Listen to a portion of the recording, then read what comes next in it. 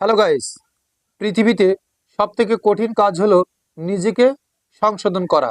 আর সবথেকে সহজ কাজ হলো অন্যের সমালোচনা করা। আসলে আমরা নিজে সংশোধন হই না। নিজের মধ্যে যে কত ধরনের ভুল আছে সেটা আমরা কখনো ধরার চেষ্টা করি না। যদি ধরে নিজের সংশোধনটা করে নিই, তাহলে কিন্তু চলার পথটা অনেক সহজ হয়। আরেকটা হচ্ছে, আমরা সবসময় অন্যের সমালোচনা নিয়ে ব্যস্ত থাকি।